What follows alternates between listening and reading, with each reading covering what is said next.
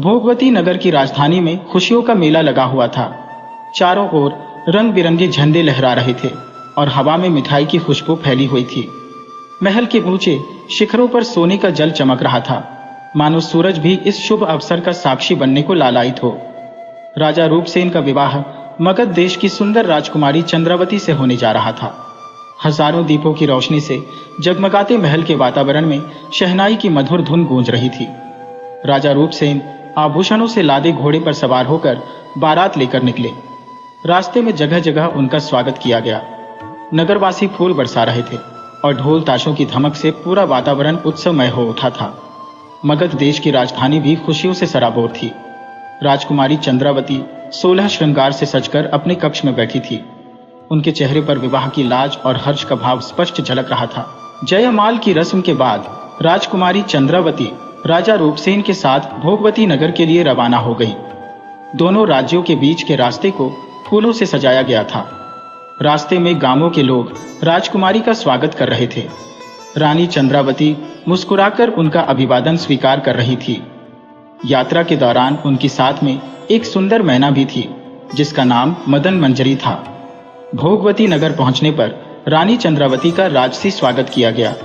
महल में दोनों का विवाह हर्षोल्लास के साथ संपन्न हुआ। राजा रूपसेन और रानी चंद्रावती एक दूसरे के लिए बने लगते थे। उनके विवाह से भोगवती नगर में खुशियों का नया सिलसिला शुरू हो गया। कुछ दिनों बाद रानी चंद्रावती ने राजा रूपसेन को एक सुंदर तोता भेंट किया। इस तोते का नाम चिंतामणि था। चिंतामणि हरे रंग का था और उसकी चोंच लाल थी। उसकी आंखें चंचल थी और उसकी वाणी बड़ी मीठी थी। राजा रूपसेन को चिंतामणि बहुत पसंद आया। रानी चंद्रावती ने बताया कि यह तोता भविष्यवाणी भी कर सकता है। चिंतामणि की वाणी सुनकर राजा रूपसेन दंग रह गए। वह सचमुच भविष्य की बातें बता सकता था। एक दिन राजा रूपसेन ने चिंतामणि से पूछा, हे चिंतामणि, मेरा भविष्य कैसा होगा? चिंतामणि ने मीठी वाणी में कहा, महाराज, आपका भविष्य उज्जवल है। आप लंबे समय तक राज्य करेंगे और प्रजा आपसे सुखी रहेगी। लेकिन एक बात का ध्यान रखें, आपका वैवाहिक जीवन प्रेम से भरा रहेगा, लेकिन कभी कभी कुछ गलतफहमियां भी आ सकती हैं। राजा रूपसेन ने चिंतामणि की बात गंभीरता से सुनी। उन्होंने कहा, चिंतामणि, अगर कभी ऐसी कोई स्थिति आए तो तुम मुझे बताना। कुछ दिनों बाद रानी चंद्रावती ने भी चिंतामणि से पूछा, हे चिंतामणि, मेरा भविष्य कैसा होगा? चिंतामणि ने कहा, रानी, आपका भविष्य भी सुखद है। आप राजा रूपसेन के साथ सुखी जीवन व्यतीत करेंगी। लेकिन याद रखिएगा, किसी भी रिश्ते में विश्वास और सम्मान बहुत जरूरी है। रानी चंद्रावती ने भी चिंतामणि की बात ध्यान से सुनी। उन्हें लगा कि चिंतामणि की बात बिल्कुल सही है। कुछ समय बाद राजा रूपसेन ने चिंतामणि और मदन मंजरी को एक साथ एक खूबसूरत पिंजरे में रखवा दिया। पिंजरा सोने का बना था और उसमें हीरे जवाहरात जड़े हुए थे। चिंतामणि और मदन मंजरी को यह पिंजरा बहुत पसंद आया। वे दोनों आपस में बातें करते और राजा रानी के कमरे का मनोरंजन करते।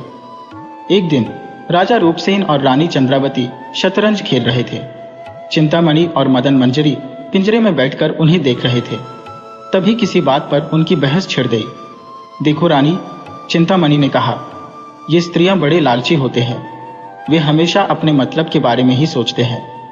मदन मंजरी ने तुरंत जवाब दिया, तुम गलत कह रहे हो चिंतामणि।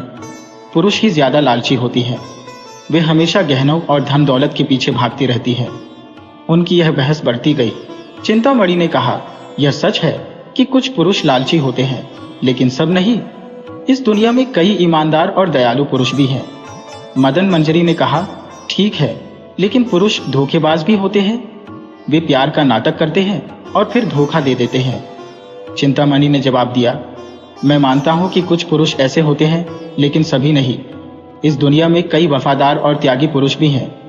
उनकी बहस इतनी तेज हो गई कि राजा रूपसेन और रानी चंद्रावती भी उनको सुनने लगे। राजा रूपसेन ने पूछा, चिंतामणि और मदन मंजरी, आप दोनों किस बारे में बहस कर रहे हो? मदन मंजरी ने गुस्से से कहा, महाराज, चिंतामणि कह रहे हैं कि मनुष्य ज्यादा लालची होते हैं। राजा रूपसेन ने चिंतामणि की तरफ देखा। चिंतामणि ने कहा, महाराज, मदन मंजरी कह रही है कि स्त्रियां ज्यादा लालची होती हैं। राजा रूपसेन मुस्कुराए और बोले, तुम दोनों अपनी अपनी बात कह रहे हो, लेकिन सच तो यह है कि दुनिया में सभी तरह के लोग होते हैं। कुछ अच्छे होते हैं तो कुछ बुरे। यह लिंग पर निर्भर नहीं करता। रानी चंद्रावती ने भी सहमति जताई और कहा, राजा जी बिल्कुल सही कह रहे हैं। अच्छे और बुरे लोग हर जगह होते हैं। चिंतामणि और मदन मंजरी कुछ देर शांत रहे। उन्हें एहसास हुआ कि राजा और रानी की बात सही है। उन्होंने अपनी बहस के लिए माफी मांगी, लेकिन यह बहस उनके मन में कहीं न कहीं चलती रही। दोनों यह सोचने लगे कि कैसे वे यह साबित करें कि उनके विचार सही है। इस प्रकार उनके मन में एक दूसरे के प्रति जिज्ञासा और एक हल्का सा द्वंद्व भी पैदा हो गया। कुछ दिनों बाद रानी चंद्रावती चिंतित दिख रही थी। राजा रूपसेन ने उनसे पूछा, रानी तुम्हें क्या हुआ है? आप परेशान क्यों लग रही हो? रानी चंद्रावती ने बताया, महाराज मुझे कल रात एक अजीब सपना आया था।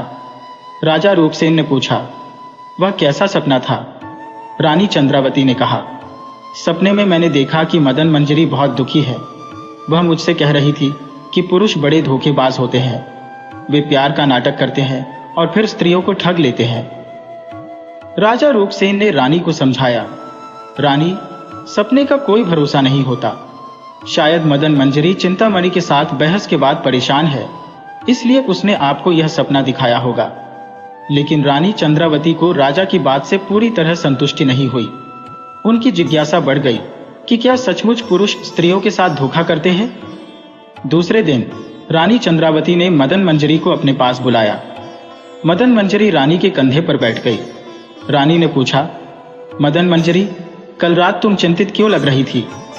मदन मंजरी ने कहा, रानी साहिबा चिंतामणि कहते हैं कि स्त्रियां लालची होती हैं। मुझे उनकी बात बुरी लगी। रानी चंद्रावती ने मुस्कुराकर कहा, मदन मंजरी चिंतामणि की बातों को दिल पर मत लो। सभी स्त्रियां एक जैसी नहीं होती। वैसे क्या तुम मुझे कोई ऐसी कहानी सुना सकती हो जिससे यह साबित हो कि पुरुष कितने धोखेबाज होते हैं? मदन मंजरी कुछ देर सोचने के बाद बोली, रानी साहिबा मैं आपको इलापुर नगर के सेठ महाधन की कहानी सुनाती हूँ। रानी चंद्रावती ने उत्सुकता से कहा, हाँ जरूर सुनाओ। मदन मंजरी ने कहानी सुनाना शुरू किया। इलापुर नगर में एक धनी सेठ रहते थे जिनका नाम महाधन था। उनके पास बहुत धन दौलत थी। उनकी पत्नी एक सधी हुई स्त्री थी और उनका एक बेटा भी था। महाधन अपने बेटे को बहुत प्यार करते थे और उसे अच्छी शिक्षा दिलवाई। लेकिन जैसे ही उनका बेटा जवान हुआ, वह गलत संगत में पड़ गया। वह जुए की लत में फंस गया और सारा दिन जुआ खेलने में ही बिताता। कुछ ही समय में महाधन के बेटे ने सारा धन जुए में हार दिया। उसके पास खाने के लिए भी लाले पड़ गए। एक दिन शर्म के मारे वह इलापुर नगर छोड़कर चला गया।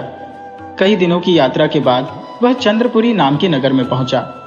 वहां हेमगुप्त नाम का एक साहूकार रहता था। महाधन का बेटा सीधे हेमगुप्त के पास गया और अपने आप को मगध देश के एक बड़े व्यापारी का बेटा बताया। उसने झूठ बोला कि वह जहाज से व्यापार करने गया था, लेकिन समुद्र में तूफान आने से उसका जहाज डूब गया और वह किसी तरह तैरकर किनारे तक पहुंचा। हेमगुप्त एक नेकदिल आदमी था। उसने महाधन के बेटे की बातों पर विश्वास कर लिया।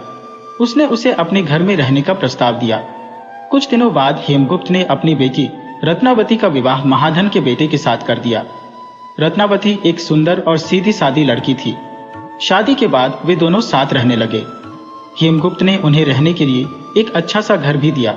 कुछ समय बाद महाधन का बेटा अपनी पत्नी रत्नावती के साथ इलापुर नगर लौटने की इच्छा जताई। हेमगुप्त उनकी बात मान गए। उन्होंने अपनी बेटी को बहुत सारे दहेज के साथ विदा किया। रास्ते में एक जंगल पड़ता था। जंगल के पास पहुंचने पर महाधन का बेटा अपनी पत्नी रत्नावती से बोला, यह जंगल बहुत खतरनाक है। तुम अपने सारे गहने उतारकर मेरी कमर में बांध दो। रत्नावती अपने पति पर भरोसा करती थी, इसलिए उसने बिना किसी सवाल के ऐसा ही किया। गहने लेने के बाद महाधन का बेटा कहारों को कुछ पैसे देकर उन्हें वापस लौटा दिया। इसके बाद उसने अपनी पत्नी रत्नावती की हत्या कर दी और उसकी लाश को एक कुएं में फेंक दिया। फिर वह सारे गहने लेकर चंद्रपुरी नगर से भाग गया। कुछ दिनों बाद रत्नावती को कुएं से निकाल लिया गया। वह बेहोश थी।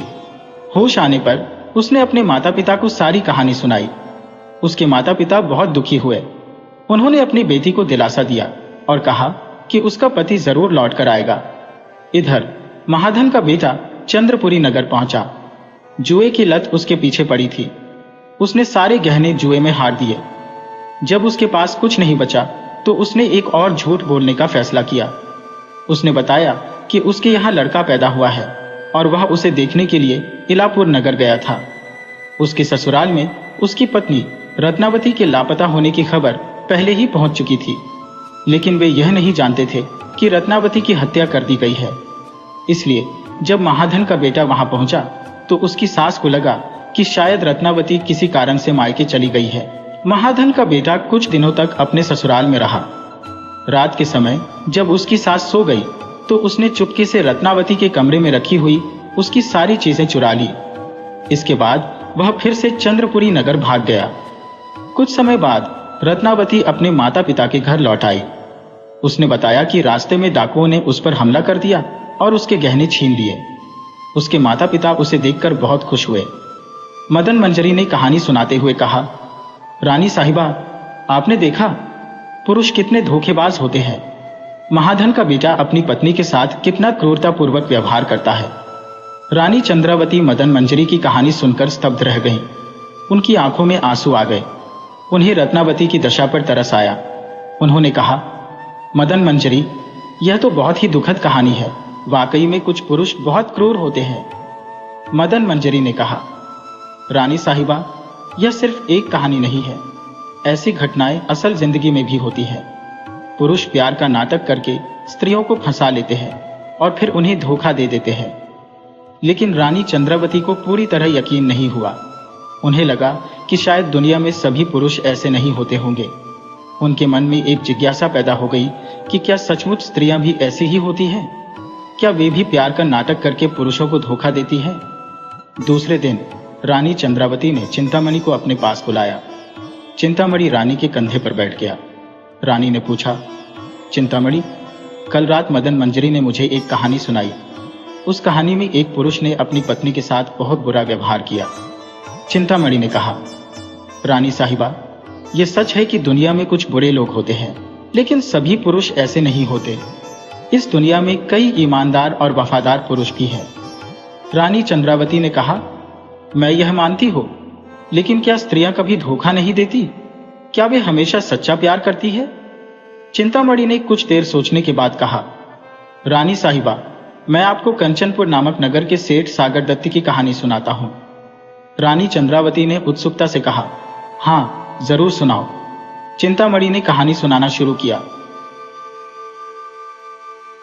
कंचनपुर नामक नगर में सागर दत्त नाम का एक धनी सेठ रहता था। उसके दो बेटे थे, जिनमें से बड़े बेटे का नाम श्रीदत्त था। श्रीदत्त पढ़ाई में अच्छा था और उसे व्यापार करने का भी काफी शौक था। सागर दत्त ने श्रीदत्त की शादी श्री विजयपुर नामक नगर के एक धनी सेठ सोमदत्त की बेटी जयश्री से कर दी। जयश्री बहुत सुंदर थी, लेकिन उसका स्वभाव चंचल था।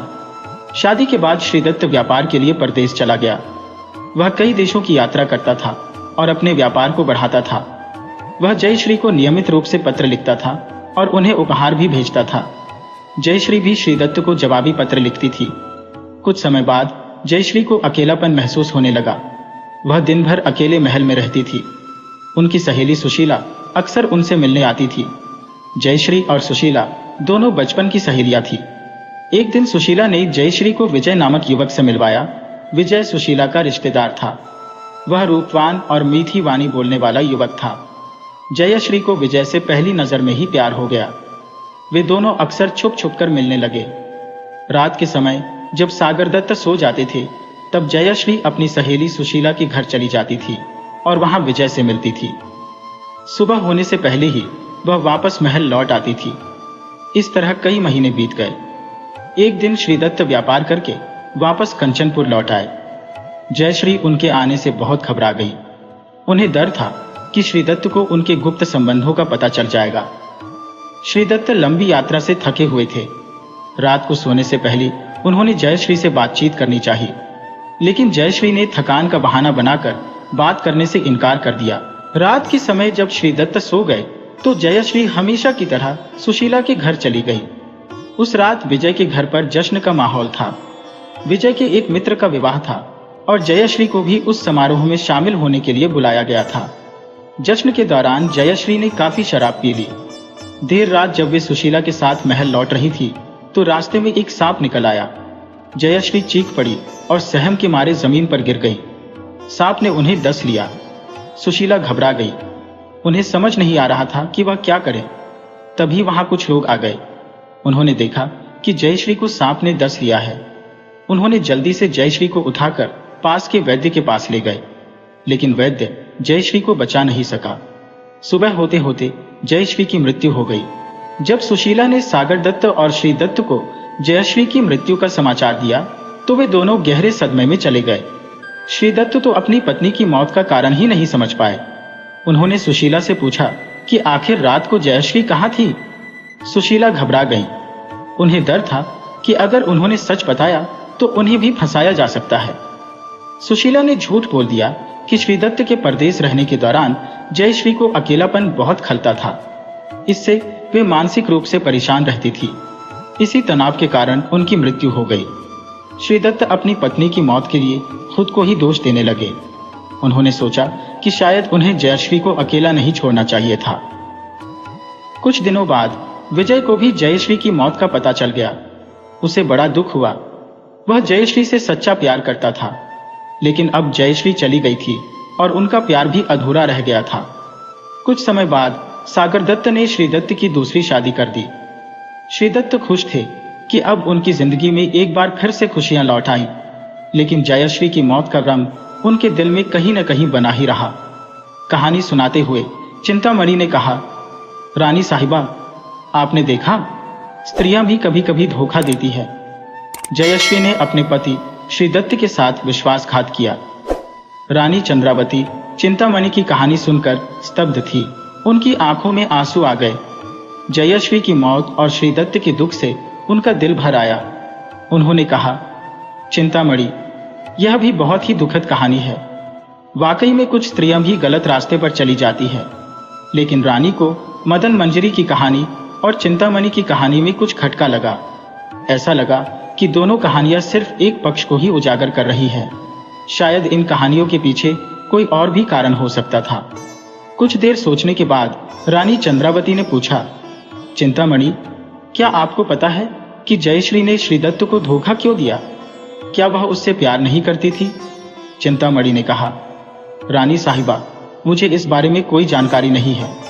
शायद जयश्री को अकेलापन महसूस होता था, इसलिए उन्होंने गलत कदम उठाया।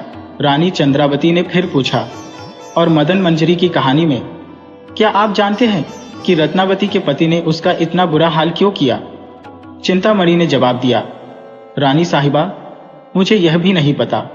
शायद वह जुए का आदी था और सारा धन हार जाने के बाद उसने अपनी पत्नी के गहनों को पाने के लिए यह काला धंधा किया।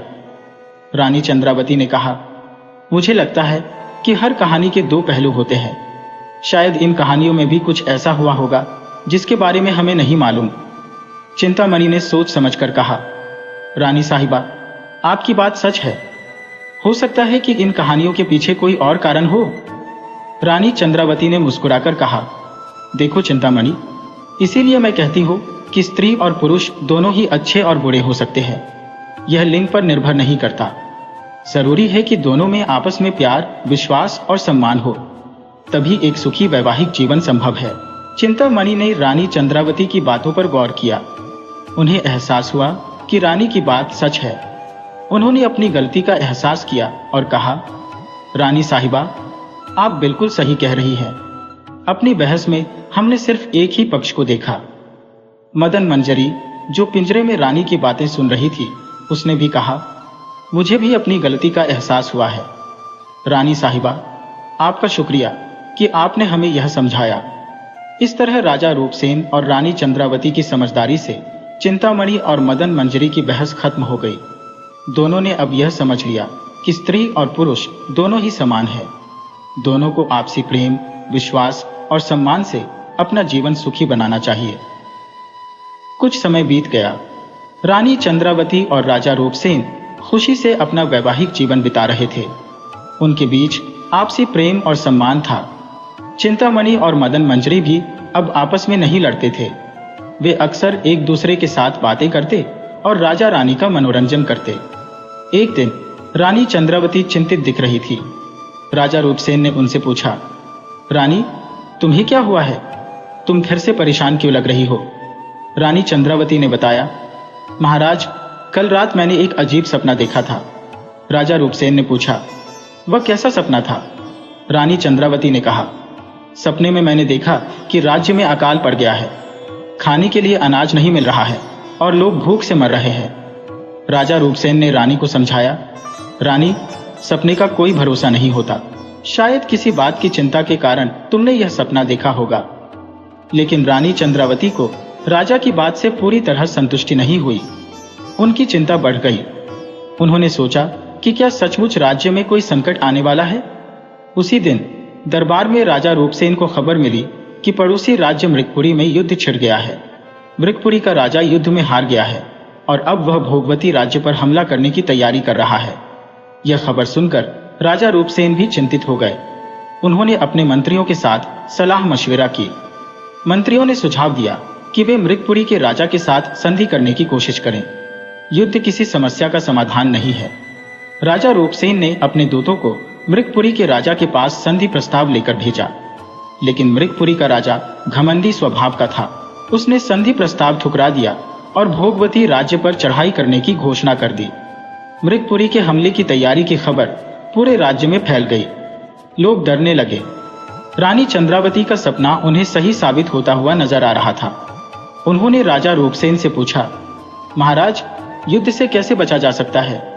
राजा रूपसेन ने कहा, रानी, हम शांति चाहते हैं, लेकिन मृगपुरी का राजा युद्ध के लिए उतावला है। अब हमारे पास युद्ध करने के अलावा कोई रास्ता नहीं बचा है। कुछ दिनों बाद मृगपुरी की सेना भोगवती राज्य की सीमा पर पहुंच गई। युद्ध शुरू हो गया।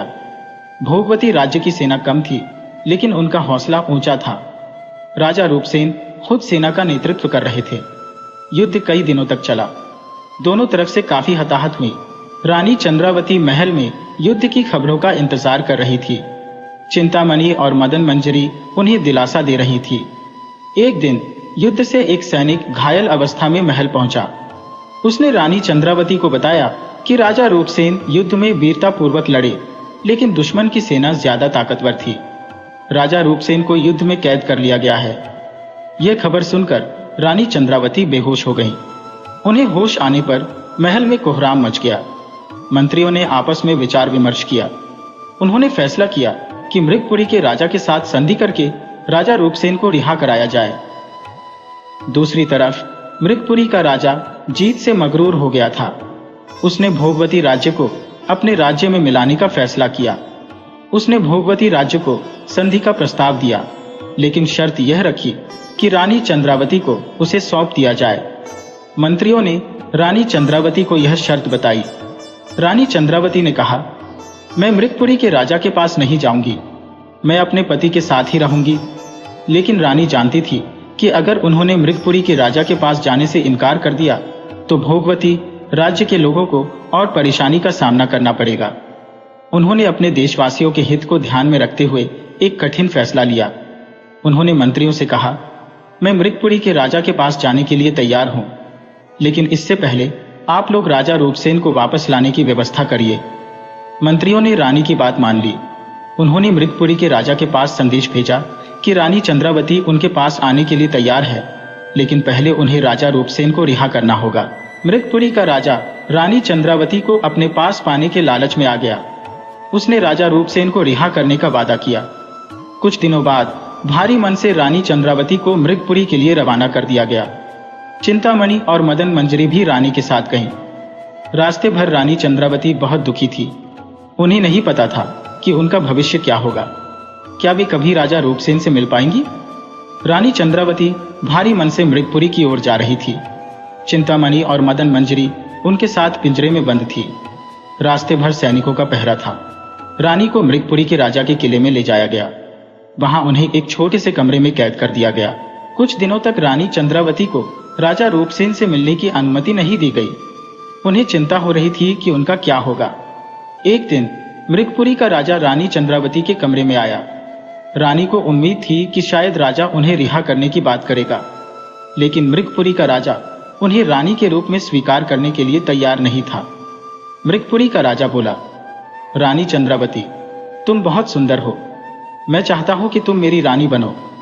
रानी चंद्रावती गुस्से से बोली, मैं पहले से ही शादीशुदा हूं, मैं तुम्हारी रानी नहीं बन सकती।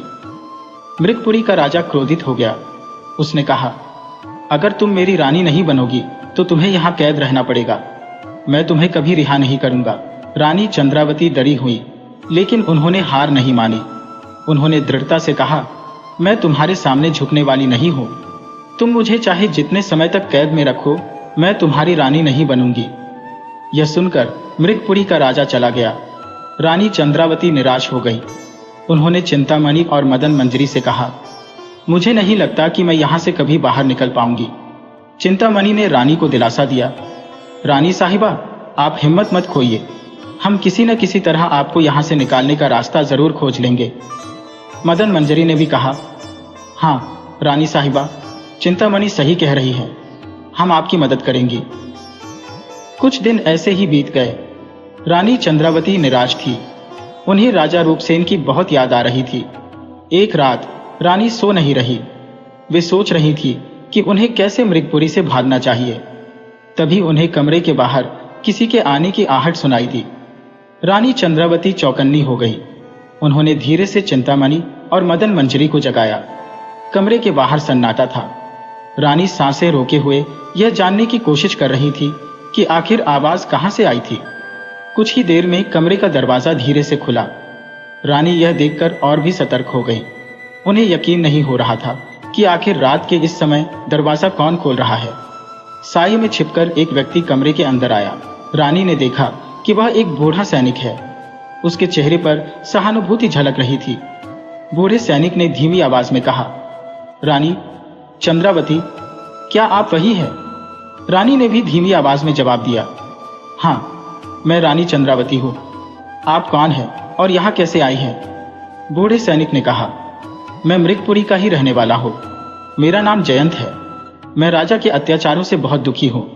मुझे यह भी पता है कि उसने आपको बलात् रानी बनाने की कोशिश की है। रानी चंद्रावती ने कहा, हाँ यह सच है। जयंत ने आगे कहा, रानी साहिबा, मैं आपकी मदद करना चाहता हूँ। मैं आपको यहाँ से भागने में मदद कर सकता हूँ। रानी चंद्रावती को विश्वास नहीं हो रहा था। उन्होंने पूछा, आप मेरी मदद क्यों करना चाहते हैं? जयंत ने जवाब दिया, रानी साहिबा, आप एक सच्ची रानी हैं। आपने अपने पति के प्रति वफादारी दिखाई है। मैं ऐसे राजा की सेवा नहीं कर सकता जो इतना क्रूर है। रानी चंद्रावती जयंत की बातों से प्रभावित हुई। उन्होंने कहा, मैं आपकी मदद लेने के लिए तैयार हूं, लेकिन हम यहां से कैसे भाग सकते हैं? जयंत ने कहा, रानी साहिबा, किले के पीछे एक गुप्त रास्ता है जिसके बारे में सिर्फ कुछ ही लोग जानते हैं। मैं आपको उस रास्ते से जंगल तक पहुंचा दूंगा। वहां से आप अपने राज्य वापस जाने का रास्ता खोज सकती हैं। रानी चंद्रावती ने सोचा कि यह उनके भागने का एक अच्छा मौका है। उन्होंने जयंत पर भरोसा करने का फैसला किया। उन्होंने कहा, ठीक है जयंत, मैं आपकी बात मानती हूँ। जयंत ने उन्हें सचेत किया कि फिलहाल उन्हें कुछ देर के लिए इंतजार करना होगा। रात के दूसरे पहर जब महल में सब सो जाएंगे तब वे उन्हें किले से बाहर निकाल ले आएगा। इसके बाद जयंत कमरे से बाहर चला गया और दरवाजा बंद कर दिया। रानी चंद्रावती, चिंतामणि और मदन मंजरी पूरी रात सो नहीं पाई। वे भागने की योजना बना रहे थे और साथ ही उन्हें इस बात का भी डर था कि कहीं उन्हें पकड़ न लिया जाए। रात ढल चुकी थी। महल में सन्नाटा पसरा हुआ था। रानी चंद्रावती बेचैनी से इंतजार कर रही थी। हर आहट पर उन्हें लगता था कि जयंत आ गया है। चिंतामणि और मदन मंजरी भी पिंजरे में बैठी फुसफुसाकर रानी का हौसला बढ़ा रही थी। अचानक दरवाजा खुलने की आहट हुई। रानी चौकन्नी हो गई। जयंत सांकेतिक इशारा करता हुआ कमरे में आया। उसने धीमी आवाज में कहा, रानी साहिबा, चलिए, अब वक्त है। रानी ने अपना सारा सामान समेट लिया। जयंत ने उनके कंधे पर एक थैली टांगी जिसमें थोड़ा सूखा भोजन और पानी रखा था। जंगल पार करना खतरनाक था, इसलिए जयंत ने उन्हें सतर्क रहने के लिए कहा। फिर वे तीनों, रानी चंद्रावती, चिंतामणि और मदन मंजरी, पिंजरे सहित जयंत के पीछे पीछे चलने लगे। महल के गलियारे सुनसान थे। जयंत उन्हें छिपते छिपाते किले के पिछवाड़े ले गया। वहां एक छोटा सा दरवाजा था जो झाड़ियों से ढका हुआ था। जयंत ने दरवाजा खोला और बाहर निकलने का इशारा किया। रानी थोड़ी हिचकिचाई, लेकिन उन्होंने जल्द ही फैसला कर लिया। वे जयंत के पीछे दरवाजे से बाहर निकल गईं। रात का अंधेरा था, आसपास पेड़ पौधे ही दिखाई दे रहे थे। जंगल की ओर जाने वाला एक संकरा रास्ता था। जयंत ने उन्हें बताया कि यह रास्ता जंगल के बीच से होकर निकलता है और सीधे राज्य की सीमा पर पहुंचाता है। उन्होंने चलना शुरू किया। रास्ते में कई तरह की आवाजें आ रही थी, उल्लू की बोलियां, जंगली जानवरों की सरसराहट। रानी चंद्रावती डर रही थी, लेकिन उनके मन में वापस लौटने का ख्याल भी नहीं आया। वे जल्द से जल्द भोगवती राज्य पहुंचना चाहती थी। रात भर चलने के बाद सुबह होते होते वे जंगल से बाहर निकल आए। अब वे अपने राज्य की सीमा के करीब थे। जयंत ने उनसे विदा ली और उन्हें शुभकामनाएं दी। रानी चंद्रावती ने जयंत की मदद के लिए उन्हें धन्यवाद दिया। जयंत के जाने के बाद रानी थोड़ी देर आराम करने के लिए एक पेड़ के नीचे बैठ गई। चिंतामणि और मदन मंजरी पिंजरे से बाहर निकल आई। वे रानी की हिम्मत की दाद दे रही थी। अब रानी चंद्रावती को भोगवती राज्य पहुंचने का रास्ता ढूंढना था। वे एक गांव की ओर चल पड़ी। उन्हें उम्मीद थी कि वहां से उन्हें अपने राज्य जाने में मदद मिल सकती है। धूप निकल चुकी थी। रानी चंद्रावती थकावट से चूर एक पगडंड पर चल रही थी। चिंतामणि और मदन मंजरी उनके कंधे पर बारी बारी से बैठी थी। आसपास खेत खलिहान नजर आ रहे थे, जो बताता था कि वे किसी गांव के करीब पहुंच चुकी थी। अचानक उन्हें दूर से कुछ लोगों की बातचीत सुनाई दी। वे जल्दी से रास्ते से हटकर पास के एक पेड़ के पीछे छिप गईं। थोड़ी देर बाद उन्हें 3 किसान उसी रास्ते से आते हुए दिखाई दिए। किसान आपस में बातचीत कर रहे थे। उनकी बातों से रानी चंद्रावती को पता चला कि वे भोगवती राज्य के ही रहने वाले हैं। रानी ने सोचा कि यह उनके लिए मदद का अच्छा मौका हो सकता है। जब किसान उनके पास से गुजरने लगे तो रानी ने उन्हें आवाज लगाई। किसान चौंक गए। उन्होंने एक सुंदर स्त्री को पेड़ के पीछे छिपे हुए देखा। रानी ने उनसे पूछा, क्षमा करें, आप लोग किस राज्य के रहने वाले हैं? एक बुजुर्ग किसान ने जवाब दिया, हम भोगवती राज्य के रहने वाले हैं। आप कौन हैं और आप यहाँ अकेली क्यों हैं? रानी ने उन्हें बताया कि वे रानी चंद्रावती हैं और उन्हें मृगपुरी के राजा ने बंदी बना लिया था। किसी तरह भागकर वे यहां तक पहुंची हैं। किसान उनकी बातें सुनकर हैरान रह गए। उन्हें विश्वास नहीं हो रहा था कि उनकी रानी उनके सामने खड़ी है। उन्होंने रानी को पहचानने के लिए कुछ सबूत मांगे। रानी ने उन्हें अपने कंगन दिखाए, जो भोगवती राज्य की रानी होने का प्रतीक थे। किसानों ने कंगन देखकर उन्हें पहचान लिया। वे रानी के चरणों में गिर पड़े और माफी मांगने लगे कि वे उन्हें पहले पहचान नहीं पाए। रानी ने उन्हें उठाया और उनसे राज्य की खबर ली। किसानों ने बताया कि युद्ध में भोगवती राज्य की हार हुई है और अब मृगपुरी का राजा भोगवती राज्य पर भी अपना शासन चला रहा है। यह सुनकर रानी चंद्रावती का दिल बैठ गया। उन्हें लगा कि उनकी सारी कोशिशें बेकार हो गईं, लेकिन जल्द ही उन्होंने हिम्मत जुटाई। उन्होंने किसानों से कहा कि वे उन्हें राजा रूपसेन से मिलाने में मदद करें। किसानों ने बताया कि राजा रूपसेन को भी बंदी बनाकर रखा गया है।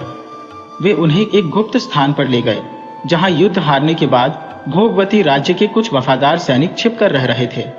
रानी चंद्रावती, चिंतामणि और मदन मंजरी उन वफादार सैनिकों के गुप्त ठिकाने पर पहुंची। वहां उन्हें भोगवती राज्य का वातावरण देखकर गहरा धक्का लगा। सैनिकों के चेहरों पर हताशा झलक रही थी। रानी को देखते ही सैनिकों में एक नई उम्मीद जगी। वे सभी रानी के चरणों में गिर पड़े और उनका स्वागत किया। रानी ने उन्हें दिलासा दी और भोगवती राज्य को फिर से आजाद कराने की योजना बनाने की बात कही। सेनापति, जिसका नाम वीरेंद्र था, ने रानी को बताया कि राजा रूपसेन को मृगपुरी के राजा के महल में ही कैद करके रखा गया है। वहां से उन्हें छुड़ाना काफी मुश्किल होगा। रानी चंद्रावती ने कहा, वीरेंद्र, हमें कुछ न कुछ करना होगा। मैं अपने पति को यूं ही कैद में नहीं रहने दे सकती। वीरेंद्र ने रानी को बताया कि उनके पास मृगपुरी के किले का एक पुराना नक्शा है। उस नक्शे में किले के गुप्त रास्तों का भी जिक्र है। उन्होंने यह भी बताया कि कुछ वफादार सैनिक अभी भी मृगपुरी की सेना में छिपकर रह रहे हैं। यही सुनकर रानी चंद्रावती को एक योजना सोची। उन्होंने वीरेंद्र और अन्य सैनिकों के साथ मिलकर एक जटिल योजना बनाई। योजना के अनुसार वीरेंद्र के नेतृत्व में कुछ सैनिक मृगपुरी की सेना में पहले से शामिल वफादार सैनिकों की मदद से मृगपुरी के राजा को महल में ही बंदी बना लेंगे। इसके साथ ही रानी चंद्रावती किले के गुप्त रास्तों का इस्तेमाल करते हुए राजा रूपसेन को छुड़ाने का प्रयास करेंगी। चिंतामणि और मदन मंजरी उनके साथ रहेंगी। योजना काफी खतरनाक थी, लेकिन उनके पास भोगवती राज्य को बचाने का यही एक रास्ता था। रानी और वीरेंद्र जानते थे कि अगर उनका मिशन असफल हो गया तो उन्हें मृगपुरी के राजा के क्रोध का सामना करना पड़ेगा, लेकिन वे हार मानने को तैयार नहीं थे। उन्होंने अपने प्राणों की परवाह के बिना भोगवती राज्य की रक्षा करने का प्रण लिया। रात के अंधेरे में भोगवती राज्य के वफादार सैनिकों ने अपनी योजना को अंजाम देना शुरू किया। वीरेंद्र के नेतृत्व में कुछ सैनिक मृगपुरी की सेना की वर्दी पहनकर किले में दाखिल हुए। उन्हें पहले से ही मृगपुरी की सेना में छिपे वफादार सैनिकों से संपर्क हो चुका था। मिलकर उन्होंने रात के समय महल के पहरेदारों को बेहोश कर दिया। इसके बाद वे तेजी से राजा के कक्ष की ओर बढ़े। दूसरी तरफ रानी चंद्रावती, चिंतामणि और मदन मंजरी किले के गुप्त रास्तों की ओर चल पड़ी। उनके साथ एक वफादार सैनिक था जिसे किले के गुप्त रास्तों की अच्छी जानकारी थी। रास्ता अंधेरा और संकरा था, कई बार उन्हें रेंगना पड़ता था। दीवारों से सीलन टपक रही थी और हवा में एक गंदी सी गंध थी। रानी चंद्रावती डर रही थी, लेकिन राजा रूपसेन को बचाने की जिद उन्हें आगे बढ़ा रही थी। चलते चलते वे एक लोहे के दरवाजे के सामने पहुंच गए। सैनिक ने बताया कि यह दरवाजा किले के बाहर जंगल की ओर खुलता है। उसने दरवाजे को खोलने का प्रयास किया, लेकिन दरवाजा जंग लगा हुआ था और हिल ही नहीं रहा। समय बीतता जा रहा था। रानी घबरा गईं। उन्हें डर था कि कहीं वीरेंद्र और उनके सैनिक राजा को बंदी बनाने में सफल न हो पाए। तभी अचानक उन्हें किले के अंदर से किसी के चीखने की आवाज सुनाई दी। रानी समझ गई कि कुछ गड़बड़ है। उन्होंने सैनिक से पूछा, क्या हुआ? सैनिक ने जवाब दिया, रानी साहिबा, शायद वीरेंद्र और उनके साथियों को कोई परेशानी हो गई है। चिंता की लहर रानी चंद्रावती के मन में दौड़ गई। उन्होंने सैनिक को आदेश दिया, हमें जल्दी से बाहर निकलना है। सैनिक ने दोबारा दरवाजे को खोलने का प्रयास किया, इस बार थोड़ी ज्यादा ताकत लगाकर। लोहे में जंग लगने की कर्कश आवाज गूंजी, मगर दरवाजा हिला भी नहीं। इसी दौरान किले के अंदर से चीख पुकार की आवाजें और तलवारों की खनक तेज हो गई। रानी चंद्रावती बेचैन हो उठी। उनके माथे पर पसीने की बूंदें उभर आईं। एक तरफ जल्दी से बाहर निकलने की जल्दबाजी, दूसरी तरफ वीरेंद्र और उनके साथियों की चिंता उन्हें घेरे हुए थी। अचानक चिंतामणि बोली, रानी साहिबा, जंगले के पास ही दीवार में एक छोटा सा छेद दिखाई दे रहा है। शायद हम वहां से निकल सके।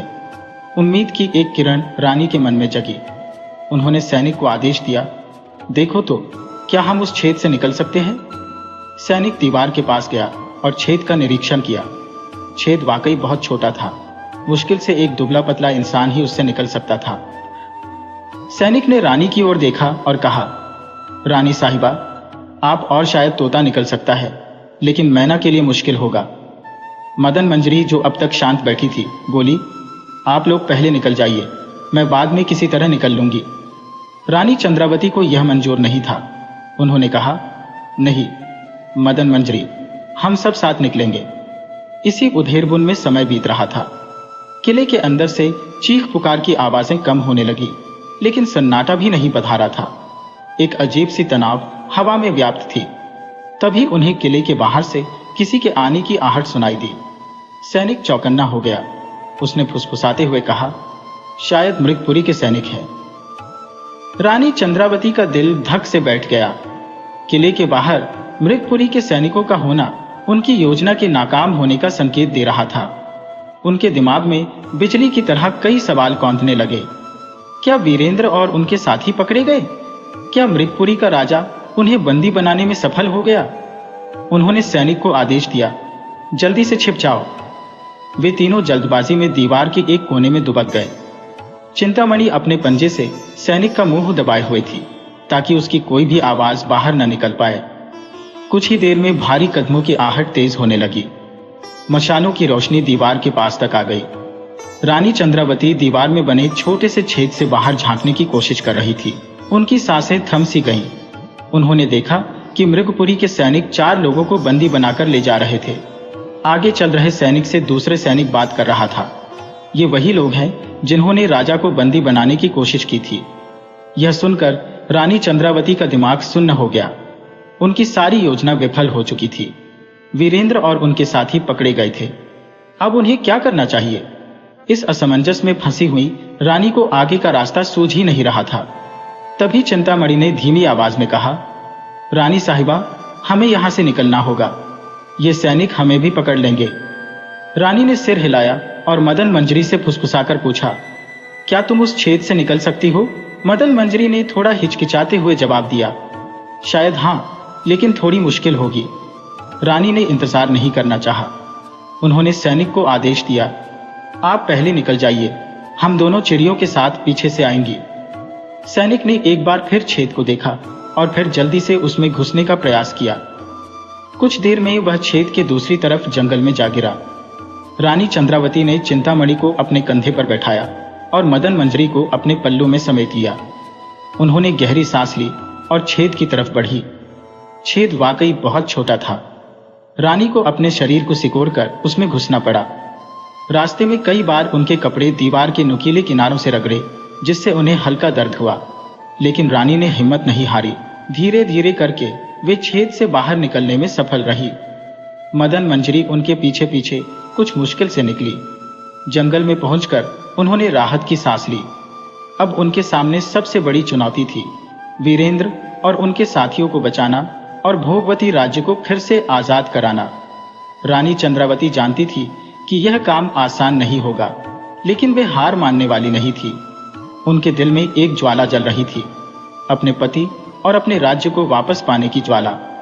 रात के गहरे अंधेरे में जंगल के बीच खड़ी रानी चंद्रावती निराश तो थी, मगर हार मानने को तैयार नहीं थी। उनके सामने दो रास्ते थे। पहला, वीरेंद्र और साथियों को छुड़ाने की कोशिश करना, जो बेहद खतरनाक था, और दूसरा, किसी सुरक्षित ठिकाने पर जाकर मदद जुटाना। चिंतामणि ने रानी के विचार को पढ़ लिया और बोली, रानी साहिबा, फिलहाल हमें जल्दबाजी नहीं करनी चाहिए। मृगपुरी के सैनिक पूरे किले की तलाशी लेंगे। हमें कहीं छिपकर उनका गुस्सा शांत होने का इंतजार करना चाहिए।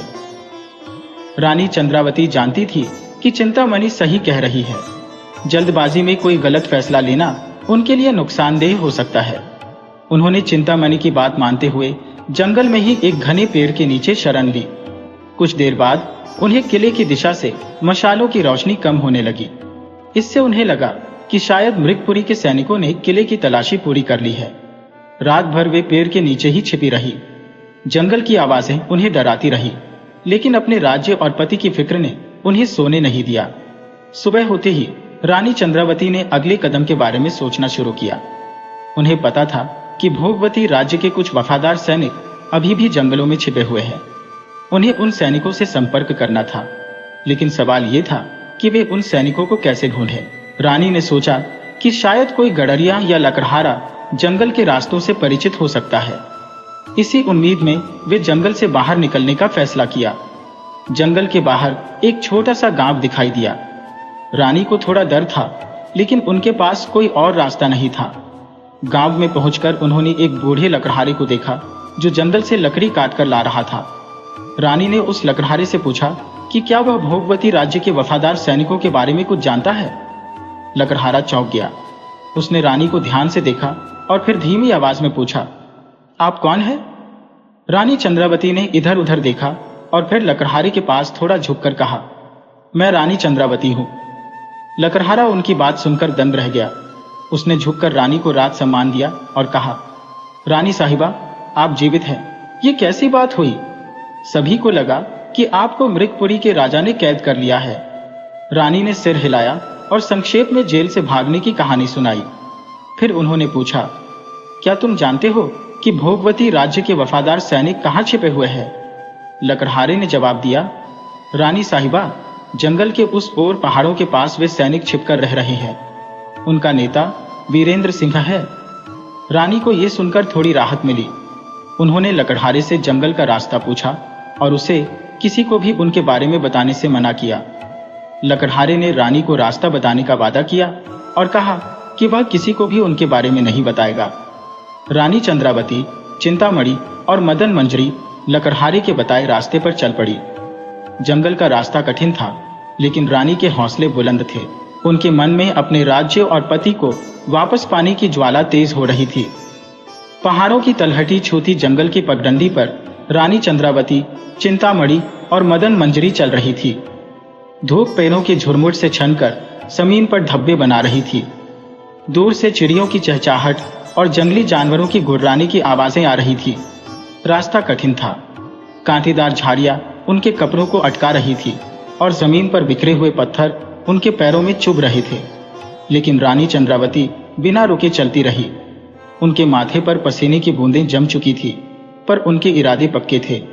उन्हें वीरेंद्र सिंह और बाकी वफादार सैनिकों तक पहुंचना था। चलते चलते अचानक चिंतामणि ने रुककर रानी को इशारा किया। रानी ने भी रुककर ध्यान से देखा। कुछ ही दूरी पर पेड़ों के बीच उन्हें कुछ लोगों की हलचल दिखाई दी। उन्होंने चिंतामणि को कंधे पर बैठा लिया और मदन मंजरी को अपने पल्लू में छिपा लिया। धीरे धीरे वे उस जगह के करीब पहुंची। वहां उन्हें भोगवती राज्य के कुछ वफादार सैनिक दिखाई दिए। वे एक गुफा के मुंह पर बैठकर आपस में बातचीत कर रहे थे। उनके चेहरे पर चिंता की लकीरें साफ झलक रही थी। रानी चंद्रावती आगे बढ़ी और सैनिकों को संबोधित किया। वीर सैनिकों, मैं रानी चंद्रावती हूं। सैनिक चौंक गए। कुछ देर तो वे रानी को पहचान ही नहीं पाए। फिर धीरे धीरे उनके चेहरों पर खुशी छा गई। वे सब जल्दी से उठे और रानी को राज सम्मान दिया। वीरेंद्र सिंह भी वहां मौजूद था। वह रानी को देखकर भावुक हो गया। उसने बताया कि उन्हें लगा था कि रानी मृगपुरी के राजा के चंगुल में फंस गई है। रानी ने उन्हें जेल से भागने और किले में हुए घटनाक्रम के बारे में बताया। यह सुनकर वीरेंद्र सिंह और बाकी सैनिक गुस्से से भर गए। उन्होंने रानी को बताया कि मृगपुरी के राजा ने राजा रूपसेन को सार्वजनिक तौर पर अपमानित किया है और उन्हें भोगवती राज्य की राजधानी में ही जेल में रखा है। यह सुनकर रानी चंद्रावती का दिल जल उठा। उन्होंने वीरेंद्र सिंह से पूछा, अब हम क्या कर सकते हैं? वीरेंद्र सिंह ने जवाब दिया, रानी साहिबा, फिलहाल हमें अपनी सेना को मजबूत करना होगा। जंगल में कई ऐसे लोग छिपे हुए हैं जो भोगवती राज्य के वफादार हैं। हमें उन्हें ढूंढकर अपनी सेना में शामिल करना होगा। रानी चंद्रावती सहमत हुई। उन्होंने वीरेंद्र सिंह और बाकी सैनिकों के साथ मिलकर भोगवती राज्य को वापस पाने की योजना बनानी शुरू कर दी। रानी चंद्रावती, वीरेंद्र सिंह और बाकी वफादार सैनिक गुफा में युद्ध सभा से लगाए बैठे थे। रानी ने विस्तार से बताया कि मृगपुरी के राजा ने उन्हें कैसे बंदी बनाने की कोशिश की और किले से भागने में उन्हें किन किन कठिनाइयों का सामना करना पड़ा। वीरेंद्र सिंह ने भी राजा रूपसेन के अपमान का हाल सुनाया। गुफा में गुस्से का माहौल छा गया। सैनिकों की आंखों में बदला की ज्वाला जल रही थी, लेकिन गुस्से से कुछ नहीं होने वाला था। रानी जानती थी कि भोगवती राज्य को वापस पाने के लिए उन्हें चालाकी से काम लेना होगा। उन्होंने वीरेंद्र सिंह से पूछा, वीरेंद्र, तुमने बताया कि जंगल में कई वफादार लोग छिपे हुए हैं। उन्हें हमारी सेना में शामिल करने की योजना कैसी है? वीरेंद्र ने सहमति जताई। उन्होंने बताया कि जंगल में रहने वाले कुछ लोगों से उन्हें भरोसा है। वे उनकी मदद से गुप्त रूप से वफादार सैनिकों से संपर्क कर सकते हैं। रानी को यह विचार अच्छा लगा। उन्होंने आगे पूछा, इसके अलावा और क्या किया जा सकता है? एक सैनिक ने आगे बढ़कर कहा, रानी साहिबा, हम आसपास के गांवों में भी जा सकते हैं। वहां के लोगों को भोगवती राज्य की दशा के बारे में बता सकते हैं। हो सकता है वे हमारा साथ दें। यह सुझाव भी रानी को पसंद आया। उन्होंने कहा, हाँ, यह अच्छा विचार है। जनता के समर्थन के बिना युद्ध जीतना मुश्किल होगा। हमें उन्हें यह एहसास दिलाना होगा कि हम भोगवती राज्य की रक्षा के लिए लड़ रहे हैं। आने वाले दिनों में यही रणनीति बनाई गई। वीरेंद्र सिंह के विश्वसनीय लोगों ने जंगल में छिपे वफादार सैनिकों से संपर्क किया। धीरे धीरे भोगवती की पूर्व सेना के कई सैनिक गुफा में आकर रानी से मिलने लगे। रानी उनका हौसला बढ़ाती और उन्हें भोगवती राज्य की मुक्ति का वचन देती। दूसरी तरफ कुछ सैनिकों को आसपास के गांवों में भेजा गया। वे रात के समय गुप्त रूप से गांवों में जाते और वहां के लोगों को मृगपुरी के राजा के अत्याचारों के बारे में बताते। साथ ही वे रानी चंद्रावती की वीरता के किस्से सुनाते। कुछ ही दिनों में गांवों में भोगवती राज्य के राजा और रानी के प्रति सहानुभूति की लहर दौड़ गई। कुछ गांवों के मुखिया रानी से गुप्त रूप से संपर्क करने लगे। उन्होंने रानी को भोजन, सहायता और यहाँ तक कि अपने युवाओं को भी सैनिक के रूप में देने का वादा किया। रानी चंद्रावती उनकी मदद से अपनी सेना को लगातार मजबूत बनाती जा रही थी। रानी चंद्रावती की रणनीति रंग ला रही थी। जंगल से आते वफादार सैनिकों और गांवों से मिलने वाली मदद से उनकी सेना धीरे धीरे ताकतवर होती जा रही थी। गुफा में दिन रात युद्धाभ्यास होता, रणनीतियां बनती और मृगपुरी के सैनिकों की गतिविधियों की जानकारी जुटाई जाती थी। एक दिन वीरेंद्र सिंह रानी के पास आया और बोला, रानी साहिबा, हमें पता चला है कि मृगपुरी का राजा कुछ ही दिनों में भोगवती राज्य की राजधानी में एक स्वर्ण महोत्सव मनाने वाला है। पूरे राज्य के गणमान्य लोग और सैनिक इस महोत्सव में शामिल होंगे। रानी की आंखों में एक चमक आ गई। उन्हें लगा कि यह भोगवती राज्य को आजाद कराने का एक अच्छा मौका हो सकता है। उन्होंने वीरेंद्र से पूछा, तुम्हारे विचार से हम इस मौके का फायदा कैसे उठा सकते हैं? वीरेंद्र ने सोचते हुए कहा, रानी साहिबा, हम अपने सैनिकों को राजधानी के आसपास छिपाकर रख सकते हैं। जब महोत्सव शुरू होगा और मृगपुरी का राजा सुरक्षा में थोड़ा ढीला पड़ेगा, तब हम अचानक हमला कर सकते हैं। रानी को यह योजना अच्छी लगी, लेकिन साथ ही उन्हें इस बात का भी डर था कि कहीं उनकी योजना मृगपुरी के राजा तक न पहुंच जाए। उन्होंने कहा, वीरेंद्र, यह तो अच्छी योजना है, लेकिन हमें इस बात का पूरा ध्यान रखना होगा कि हमारी योजना किसी भी सूरत में मृगपुरी के राजा तक न पहुंचे, वरना वे पहले ही हमारी तरफ सख्ती कर देंगे। वीरेंद्र ने कहा, रानी साहिबा, आप चिंता न करें, हम अपने सबसे भरोसेमंद सैनिकों को ही राजधानी में भेजेंगे। वे वहां गुप्त रूप से रहकर महोत्सव की तैयारियों और मृगपुरी के सैनिकों की संख्या का पता लगाएंगे। योजना तय होने के बाद सभी सैनिकों को उनकी जिम्मेदारियां सौंप दी गईं। कुछ सैनिक रानी चंद्रावती के साथ गुफा में ही रहकर रणनीति पर विचार करते रहे। वहीं कुछ वीर सैनिक राजधानी की ओर रवाना हो गए। रानी चंद्रावती गुफा में बैठी युद्ध की तैयारियों की समीक्षा कर रही थी। वीरेंद्र सिंह अभी अभी राजधानी से लौटे थे। उनके चेहरे पर चिंता की लकीरें थी। वीरेंद्र सिंह, रानी ने पूछा, राजधानी से क्या समाचार लाए हो? वीरेंद्र सिंह ने सिर झुकाकर कहा, रानी साहिबा, मृगपुरी का राजा स्वर्ण महोत्सव को बहुत धूमधाम से मनाने की तैयारी कर रहा है। पूरे राज्य से व्यापारी, कलाकार और गणमान्य लोग आ रहे हैं। साथ ही राज्य की सुरक्षा के लिए उसने अपने सबसे ताकतवर सैनिकों को राजधानी में तैनात कर दिया है। रानी ने चिंतित होकर पूछा, तो क्या हमारा राजधानी पर हमला करना मुश्किल हो जाएगा? मुश्किल तो जरूर होगा, रानी साहिबा, वीरेंद्र सिंह ने जवाब दिया, लेकिन असंभव नहीं। हमारे जासूसों ने पता लगाया है कि महोत्सव के दौरान राजा मंदिर में पूजा करने के लिए जा रहे हैं। उस समय राजधानी की सुरक्षा थोड़ी कमजोर हो जाएगी। रानी ने सोचते हुए कहा, तो यही मौका है हमला करने का। वीरेंद्र सिंह ने सहमति जताई। उन्होंने आगे बताया, लेकिन रानी साहिबा, एक समस्या और है। मृगपुरी के राजा को राजा रूपसेन को सबके सामने अपमानित करने का विचार है। वे उन्हें जंजीरों में जकड़कर महोत्सव में घुमाना चाहते हैं। यह सुनकर रानी का गुस्सा भड़क उठा। यह जल्दबाजी में लिया गया फैसला उनकी जान पर बन सकता है। रानी ने कहा, इस बारे में हम कुछ नहीं कर सकते, रानी साहिबा, वीरेंद्र ने बेबस होकर जवाब दिया, लेकिन हम राजा रूपसेन को बचाने की पूरी कोशिश करेंगे। आने वाले कुछ दिनों में रानी चंद्रावती और वीरेंद्र सिंह ने राजधानी पर हमले की योजना को अंतिम रूप दिया। उनका मुख्य लक्ष्य राजधानी पर कब्जा करना और राजा रूपसेन को छुड़ाना था। साथ ही वे यह सुनिश्चित करना चाहते थे कि आम जनता को कम से कम नुकसान पहुंचे।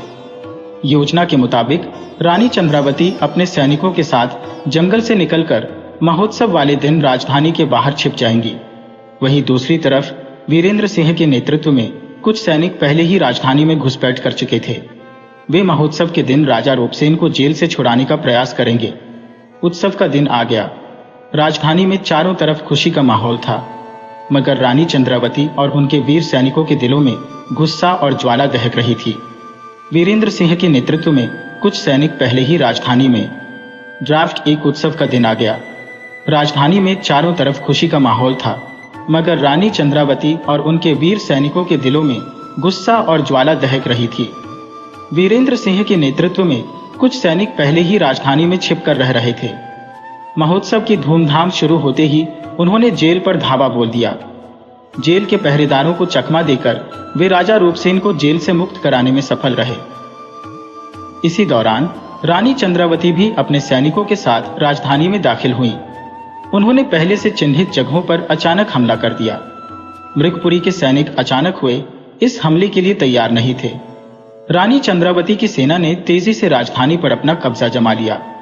युद्ध के दौरान रानी चंद्रावती ने यह सुनिश्चित किया कि आम जनता को कम से कम नुकसान पहुंचे। उनकी इस रणनीति का फायदा हुआ। कई सैनिक जो पहले मृगपुरी के राजा के अधीन थे, रानी चंद्रावती का साथ देने लगे।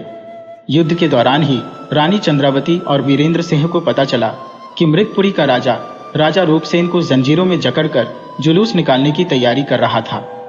गुस्से से तिलमिलाई रानी अपने सैनिकों के साथ राज दरबार की ओर रवाना हो गई। जब रानी दरबार में पहुंची तो वहां का दृश्य भयानक था। राजा रूपसेन को जंजीरों में जकड़ा हुआ खड़ा किया गया था। मृगपुरी का राजा उन्हें अपमानित करने के लिए वहां मौजूद लोगों को संबोधित कर रहा था। रानी चंद्रावती की गर्जना से पूरा दरबार हिल गया। उन्होंने मृगपुरी के राजा को चुनौती दी और युद्ध करने के लिए ललकारा। दोनों राजाओं के बीच भीषण युद्ध हुआ। रानी चंद्रावती अपनी तलवार चलाने के हुनर में कमाल रखती थी। उन्होंने युद्ध में मृगपुरी के राजा को परास्त कर दिया। मृगपुरी का राजा बंदी बना लिया गया। रानी चंद्रावती ने राजा रूपसेन को जंजीरों से मुक्त कराया और उन्हें भोगवती राज्य का सिंहासन वापस लौटाया।